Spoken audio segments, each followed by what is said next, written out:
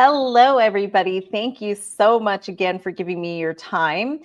Today, I'm excited. I have a pretty cool guest on the Childcare Business Coach podcast.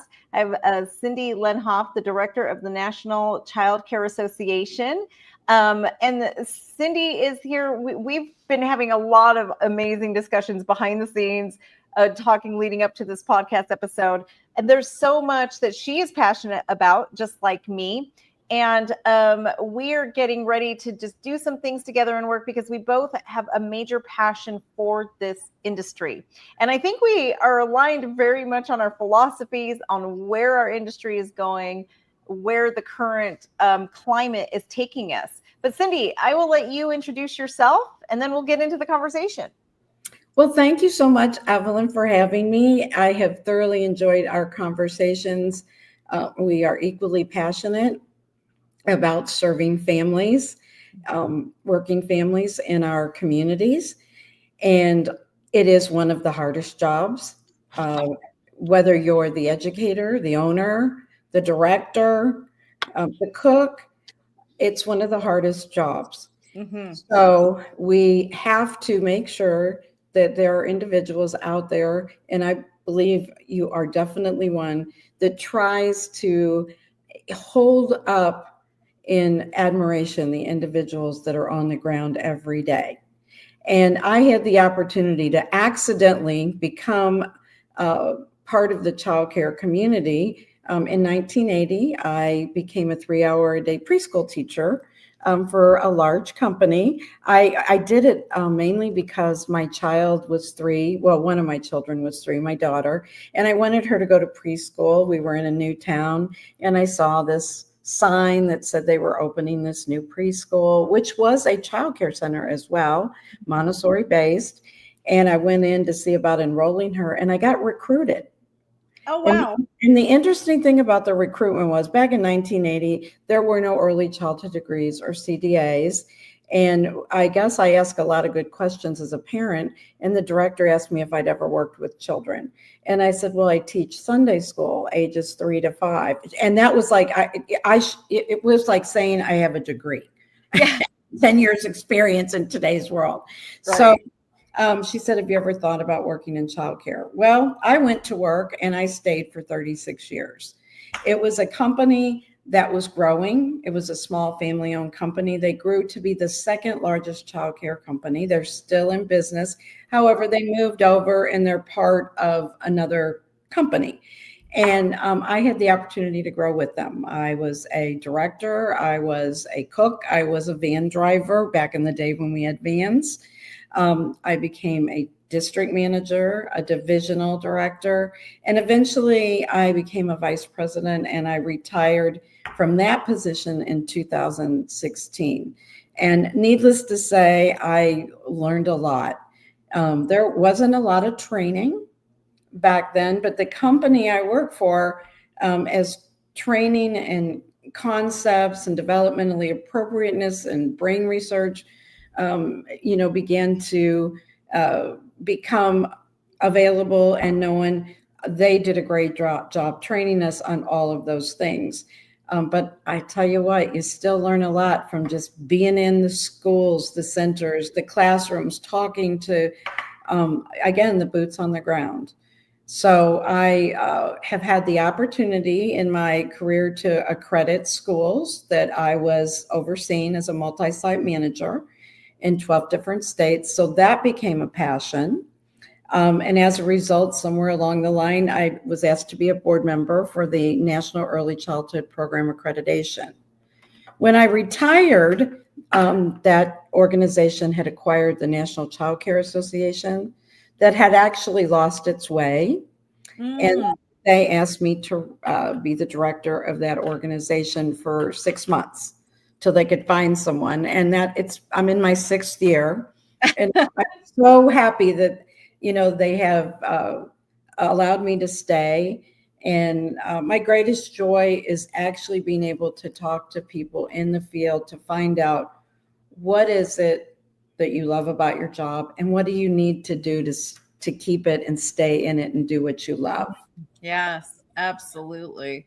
That is a great passion. And I love so much of what you guys do. And I know I'm really excited that we're going to start aligning. I know when I first reached out to you, it was for a lot of reasons. I'm seeing a lot of different states that I work with that are honestly, the private childcare is in trouble. And I think we're very aligned on that. And there's other associations out there that really aren't as business friendly as they used to be, which is why I do like aligning with you guys instead and why I reached out to you. But behind the scenes, before we started recording, we were talking about what are we going to talk about, right? And I said, well, it'd be nice to have a conversation. We don't want to be political, but we kind of are a little bit, but not really, right? Because one of the things we were talking about is that the economy, everything we face in childcare and what we need to advocate right now, it happens in cycles. And I think in our current climate, what we're seeing is so many people looking to the government for answers, for help, right? And no matter what administration is in power, it really doesn't, I mean, it kind of changes a little, but it really doesn't. So I know for me, a lot of my clients and people who are reaching out to me right now are newer owners who weren't around during like pre-COVID, right? And so this industry has been honestly pretty easy post-COVID because there was so much money thrown at us. All of the ARP grants and all the things coming, it was kind of easy. And now we're back to like 2017 through 2019 type of culture in early childhood education in the private sector. So we're seeing a lot of really scared owners. So before we got on, though, you were saying a little bit about how the economy goes in cycles. This is normal. These are normal cycles. And in ECE, as private centers, we really need to learn how to go through these cycles. So what do you have? What is your take on that? Well, in the 36 years that I was in the business, and of the 36 years, I was for 32 of those a multi-site manager. Mm-hmm. And I was, throughout my career, I shifted and had supervisory duties over the operation and the financial outcomes in 12 different states. And economies sometimes are very geographical. I mean, it could be flourishing in one part of the country and not in another. Mm-hmm. Right now, we're kind of in a time where it's not flourishing anywhere. But at the same time, if you live long enough, you see the ebb and flow of the economy.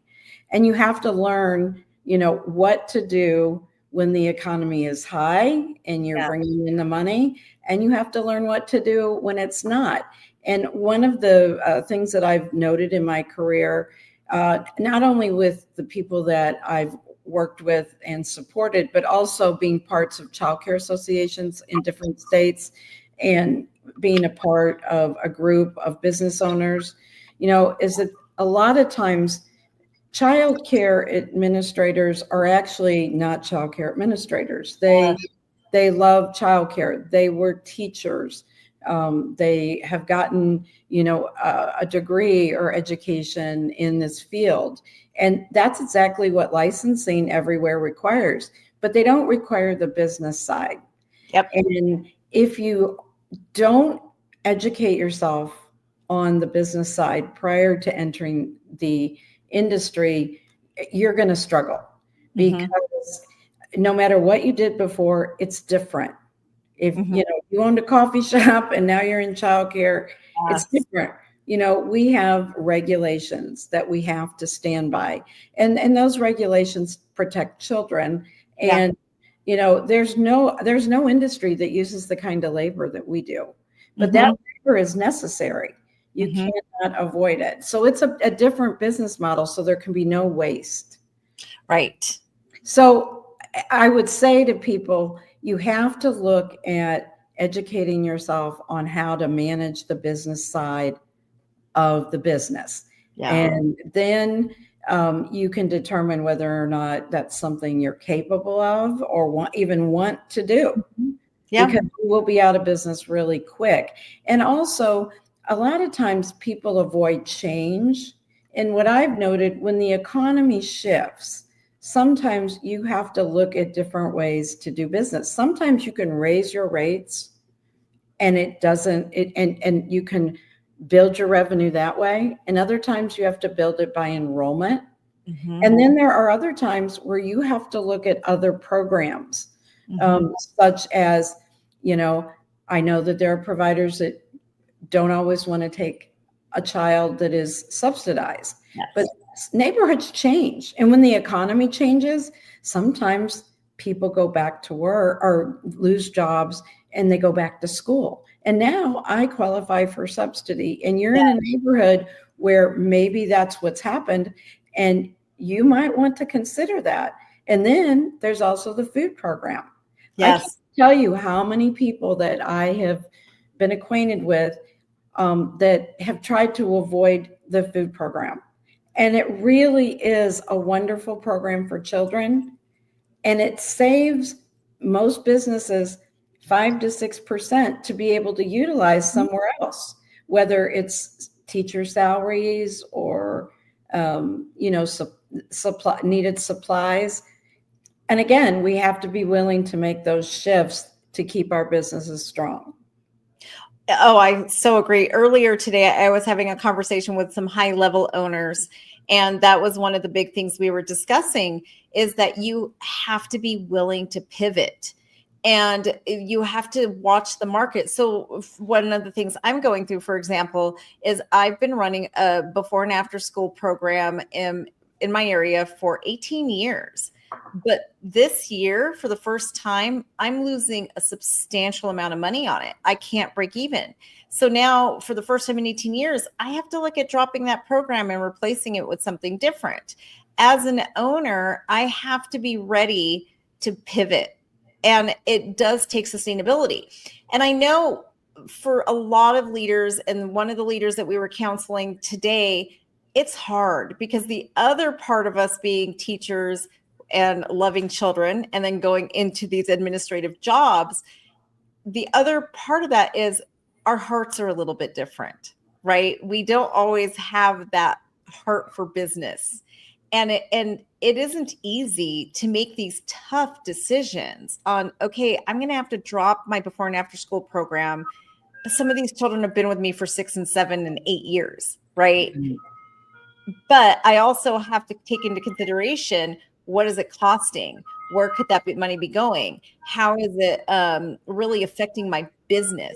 And you have to be able to make those hard decisions. And I think it's very important for us to acknowledge that they aren't easy. We don't like making them. But you get to a point in business where you realize, I have to pivot right now. Otherwise, we have a choice. We get to be Blockbuster or we get to be Netflix. And part of the reason Blockbuster is no longer a household name is because they didn't pivot when it was time to pivot. Right. Yeah. That is so true. I can remember I had gotten to a point with some of my centers that I was overseeing that were becoming way too full of school-age children, leaving little or no space for younger children. Because as you said, these children grow up with you. Mm-hmm. And, I was licensed in most of my schools in this particular time period for 100. And as the kids grew up, or they maybe joined us, because we had a lot of good, word of mouth, which is what you want. That's what it's called, word of mouth. We had to back down and say, instead of taking children through age 12, we are going to take them through the 4th grade. And we use grade versus age because, sometimes a 4th grader is 9 and sometimes they're 10. Yes. And that, there were people that were, really upset by that, but we would have potentially put ourselves out of business because we weren't able to, it wouldn't mean our buildings all, half empty all day. And we couldn't do that. So, again, we use our heart and our head. It has to balance. I always told those that I were coaching and mentoring and supporting is that it's a scale. And on one side you have your head and on one side you have your heart. And it can never do this. It can never do that. It's got to stay even. But in those scenarios, we actually, reached out, and because we were always a part of the community. That's the other thing I highly recommend, that directors always stay part of the community. Don't think you're better than anybody else out there, because there's a lot of people doing good things, and they may be able to teach you something. Or in this case, we knew who was doing good things because we were part of the child care associations and the director organizations. And we knew that there were some centers that could take, that we could say to a parent, check out this school. Yes. Miss Jane is a wonderful person. I, see her at our monthly meetings. But of course, use your own judgment. Mm-hmm. But, she's only a mile from here. She services the school you go to. And that was, what I would tell you to do first, and see what you think and let me know.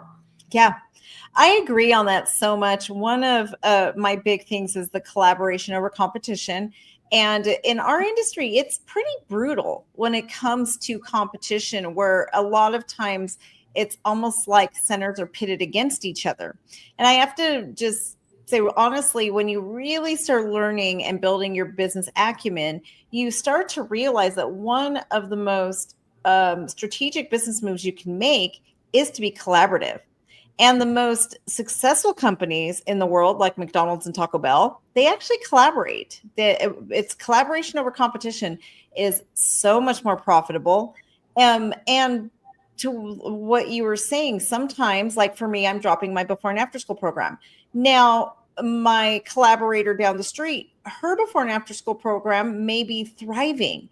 So she may take that on, but drop her infants, where I will take the infants. So when you are in communication and collaboration, you can actually create these intentional collaborations and really enhance each other's business. The other thing on that, I think it's important for us to remember that this is about the children. It's not about us. And every family is going to have a different need. And I realize fully my program is not best for every family. Some people are better off in a different philosophical childcare program that is more aligned with their family values, right? And some children are better in home providers, because my center is large and it might be overwhelming for them. So I love that you brought up the collaborations and joining these associations and really forming alliances, and stop looking at yourself as a competitor, but instead start seeing your fellow childcare centers as collaborators. One of the things that I, used to bring up to any of the teams that I had the opportunity to support over the 30, almost 40 years, is the fact that when a child care center is on the news, or something that has occurred that nobody wanted to see happen, leaving a child in a bus or something of that nature, I said, most people only hear the words child care.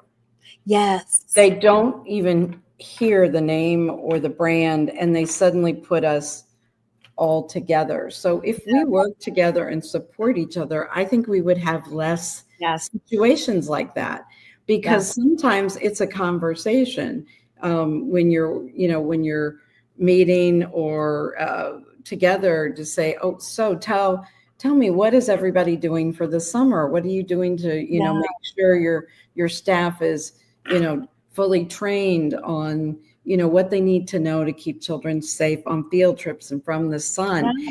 I worked for a large company, and we had a lot of tools and we had a lot of collaboration, and the centers I managed were close together.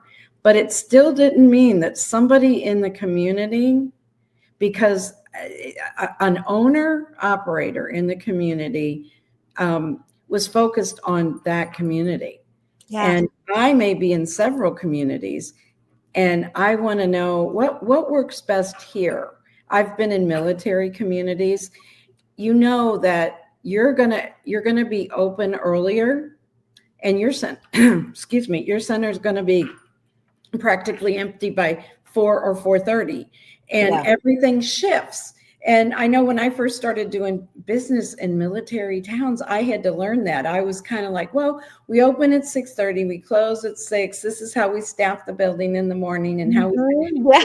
like, and then all of a sudden I'm in a community with military and everything shifts. Mm-hmm. So the people that were in that community doing business, said, oh, this is a little different. Or when you're in a college town, staffing a center in a college town is different than staffing it in a bedroom community where there's a lot of stay-at-home moms that need to work but don't want to leave the community to work. Right. So, again, it's talking to other people and learning. And we used to do what we called competitor visits. And it was a requirement of the company I worked for. And I would go in and, sometimes I would always be forthright and say, this is who I am.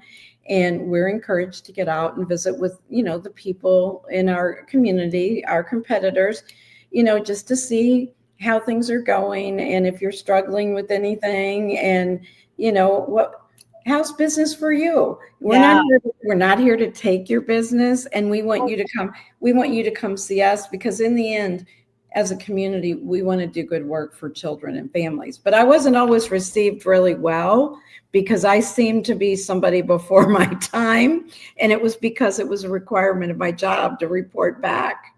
Right. Yeah. No, that's some really good points. And kind of on that, knowing your community and going back to the point of pivoting, I think both of them kind of go hand in hand. So something we're going through in my community, and I think we're starting to see this a little bit nationwide. And in our last conversation, you were saying to me that you noticed that things start on the West Coast and kind of move nationally.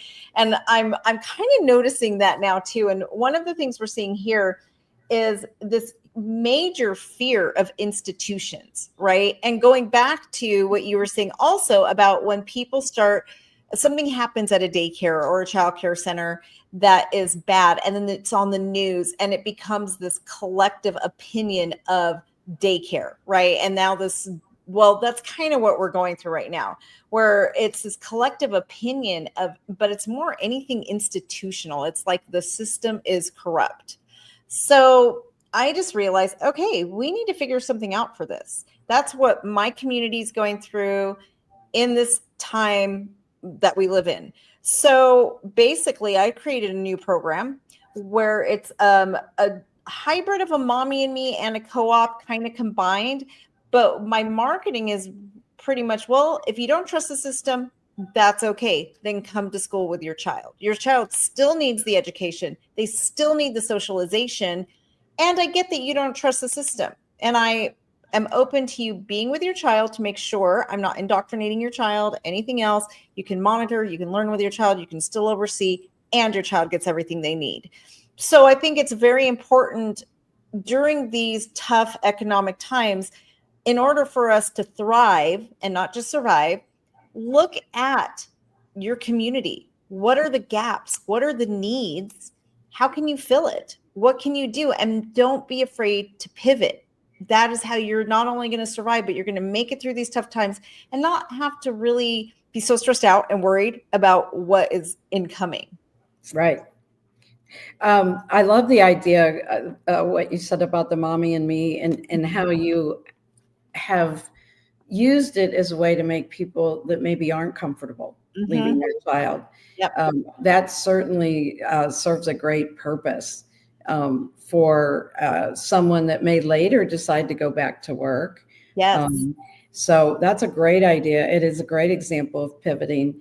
I know for me, there's been a couple of pivots in my career, because sometimes as neighborhoods change and they age and they become more secondary, and you can buy, family homes for less money because they're older. Yeah. Then that your market has changed, and maybe some of your customer base, is different, and maybe a little lower income. Maybe they're even qualifying, for some kind of subsidy. Right. And I can remember when I first introduced to some directors in Oklahoma where we had the opportunity to accredit our schools, which I was excited about because I thought, oh gosh, we're going to be nationally accredited and to be able to recognize the work that people do and what they put into this, every day, and to get as good as we possibly can get for children was exciting. But it was also a way for me to add some dollars to my revenue. Yeah. So that when I couldn't get a rate increase, I could get extra dollars in a tiered reimbursement program to be able to help cover raises for my teachers, because accreditation typically requires, credentialed or degreed teachers. And it also, and then sometimes it becomes necessary to, again, you're taking care of a certain percentage of children, and they may not even be on subsidy, but their families qualify for a food program just like they do in school. Mm-hmm. And I know I had to have many a talk with directors who were afraid to do it, but I would give them an option. Well, here's what we're going to do, because your school is not, I had schools that sometimes were barely, surviving. And it's like, we can do one of three things. We can, look at closing the school, but you have a lot of children, and I bet there's a lot more that could utilize this wonderful program. Or we can raise your rate $20 a week, or we can get on the food program. So if you were to ask your parents which one of those three would work for their family at this time, because the excuse was always, well, they don't want to fill out the paperwork. They have to fill out a form. Yes. That's what you do for the public school. And I said, ask them. Yeah. You want to fill out this form, and we won't raise your rate this year. And and by the way, we're adding free breakfast, because before they were paying for breakfast. And the director would say, oh, well, now that you put it that way. So sometimes it's teaching ourselves to think in a way that maybe we weren't taught to think, or that we don't want to think. And that's what we have to do if we want to, be sustainable and be out there, long term, running or administrating our childcare businesses, because we're needed. Yeah, I so agree with you. What we did in my food program, because we got the same thing, parents didn't want to fill out the paperwork. So I basically just said, okay, I understand you don't want to put your income information. That's totally fine. So if you choose not to, then we will be charging you an additional $25 a week to cover the cost of food. But you're right. I had 100% of the parents fill it out after you tell them, like, I totally respect your privacy, and it's going to cost you $25 a week, because that's basically what it's going to cost me. So it's kind of funny when you suddenly change the conversation a little bit, it does change their minds. The other thing too, I want to point out, and a discussion that came up this morning as I was talking to those other owners. One of the things they said, well, we had one of the newer owners talking with a panel of seasoned owners that I am affiliated with. And she just said, well, when you make these changes, doesn't it make your staff and parents angry? And the answer is yes. Sometimes it does. There's always going to be somebody not happy. Yes, it does. And as leaders, we have to make those decisions. We have to look at the health of our business, what is best for the children, what is best for our teachers, and just know that, yes, there are going to be people who aren't happy about it, and that's okay. You still have to move forward and make these decisions. And it's not always easy. Sometimes it is hard for us too, because we want to make everyone happy, but people pleasing is not going to get you to be one of that 9% of childcare programs that can survive beyond 10 years. So just know, I love to just touch on the psychology behind it and the mindset, and just giving you permission to know that it's not going to be easy, and it's okay to do it anyway. It's okay not to make everybody happy. Well, yes, because you might be saying yes to something that really could do not only harm to your business, but the business of children. Yes. Because I can Oh my goodness. So many parents in my life and times, have wanted to, bring quilts for the crib for Yeah. the child, or they want them to sleep on their backs instead of their tummies. Yeah. And saying yes to those things would do great harm again to a child, but then it would back right into you losing your business too. And we have to be prepared to say the why. I Right. think that's the one thing that, I'm going to tell you the why behind it. And if you still disagree, the good news is you don't have to choose me to be your provider. As much as I want to be your provider and want to take care of, your little one, I can't be talked into something, that is going to do harm to my business, and especially potentially to a child. Child. Yeah. Yeah. And so again, they have choices. They don't. They can make another choice, because if you have 100 families in your center, my goodness, you could be doing things 100 different ways. I can't even imagine what that Yeah. would be like. But Exactly. I will tell you, that's one of the things that in my career that that most directors have to be taught how to say no. Yeah, absolutely. And it's not easy. I don't want, like, sometimes I feel like I can come up here and say these things and make it seem easy. So I want you to know that this is still a struggle for me too. Going through these seasons where you have to undo something you did once before and make these uncomfortable changes, and sometimes we don't like it, but we understand that in order for us to have a sustainable business, I love what you said earlier about telling the directors, well, we could close our doors, because sometimes it does come down to that. We could close our doors, or we can make this change, or we can make this pivot. So it's just know that it isn't easy, but we Yep. have to do it anyway. We We do. do, because we want to continue doing what we love, what we're good at, and what we know makes a huge difference. Yes. And um, I think that one of the things that always comes up on, I have a top 10 list of things directors and owners have to do if they're going to be long-term successful. Mhm. And again, one of them is learning to say no, Yeah. but and also learning to collect your money, Yeah. because it's really hard to have to say I can't continue without payment. Mhm. And once your family is able to get back on track with paying us weekly, then we will welcome you back.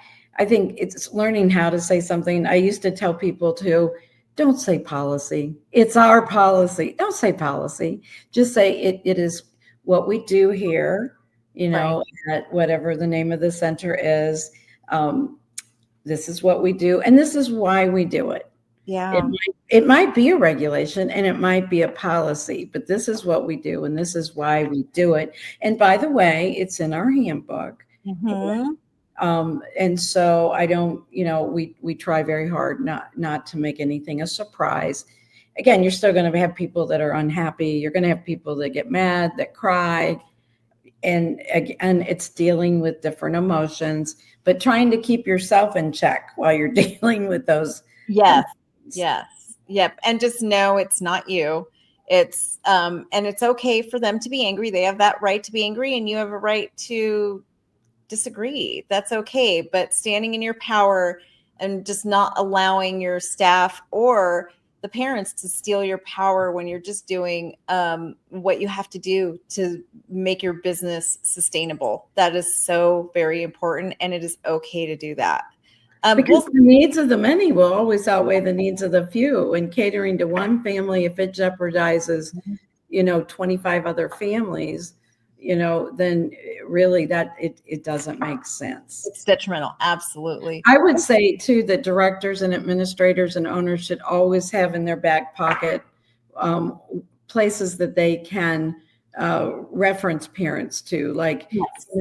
most cities and counties have childcare aware referrals Yes. systems, or care.com or childcare licensing may be able to provide a list of licensed childcare homes, or, something, so that you're giving them something, information that can help them make to make the move to something that may work better for their family. I'm all about trying to, cut ties when that happens, needs to happen, in a way that allows for everybody's dignity to remain intact, and to, give them a little bit of guidance without, holding their hand or doing it for them.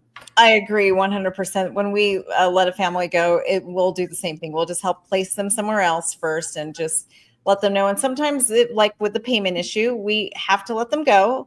That's okay. And we can still help them through it and not burn a bridge. So, but Cindy, thank you so much for giving us your time. I really, really appreciate you. And I'm hoping that we get to hear from you more often. This has been an awesome conversation. Well, and we look forward to having you in the near future on one of our National Childcare podcasts. And I'm happy to know that the West Coast is, well represented with someone doing great work for children. And let's definitely stay in touch. Definitely. Thank you. Thank you, Evelyn. You're welcome. For those of you listening, I will put Cindy's contact information, just more information on where you can find out more about the National Child Care Association. And by the way, they are also an accrediting body that Cindy, you do represent. So yes, NECPA, National Early Childhood Program accreditation. And if you ever have any questions about NCCA or NECPA, please don't hesitate to contact me. I am passionate about accrediting centers and making sure that our childcare businesses have support and resources, and that's what we do at NCCA. Well, thank you so much for that work. So all of the contact information will be in the show notes. Thank you, everybody. All right. Thank you, everyone. Bye-bye.